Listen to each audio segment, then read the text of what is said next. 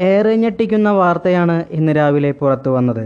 കഴിഞ്ഞ 15 വർഷമായി കാനഡയിലെ ഒൻറ്റാരിയോ പ്രവിശ്യയിൽ താമസിച്ചു വരുന്ന ഇന്ത്യൻ വംശജരായ ദമ്പതികളെയും മകളെയും കാനഡയിലെ വീട്ടിൽ മരിച്ച നിലയിൽ കണ്ടെത്തി. രാജീവ് വാരിക്കു, ഭാര്യ ശിൽപ കോത്ത, മകൾ മഹേക് വാരിക്കു എന്നിവരാണ് മരിച്ചത്. വീട്ടിൽ ദുരൂഹ സാഹചര്യത്തിലുണ്ടായ തീപിടുത്തമാണ് ഇവരുടെ മരണത്തിലേക്ക് നയിച്ചത് എന്നാണ് പോലീസ് നിഗമനം. കാനഡയിലെ ഒൻറ്റാരിയോ പ്രവിശ്യയിലാണ് ഇവരുടെ വീട്. മാർച്ച് 7-നാണ് മരണം സംഭവിച്ചത്.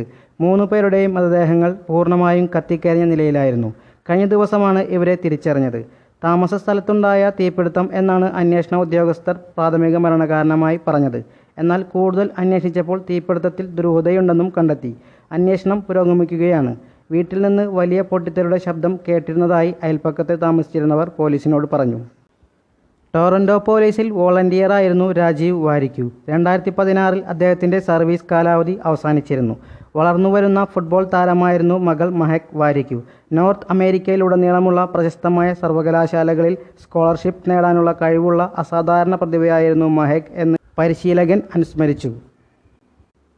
കഴിഞ്ഞ 15 കൊല്ലമായി രാജീവും കുടുംബവും അവിടെ താമസിച്ചു വരികയാണെന്നും ഏതെങ്കിലും തരത്തിലുള്ള പ്രശ്നങ്ങൾ അവരെ അലട്ടിയിരുന്നതായി ശ്രദ്ധയിൽപ്പെട്ടിട്ടില്ലെന്നും അയൽവാസിയായ കെന്നത്ത് യൂസഫ് പറഞ്ഞു. അപകടവുമായി ബന്ധപ്പെട്ട് എന്തെങ്കിലും വിവരമോ വീഡിയോ ദൃശ്യങ്ങളോ നൽകാനുള്ളവർ എത്രയും പെട്ടെന്ന് ബന്ധപ്പെടണമെന്നും പോലീസ് അറിയിച്ചു.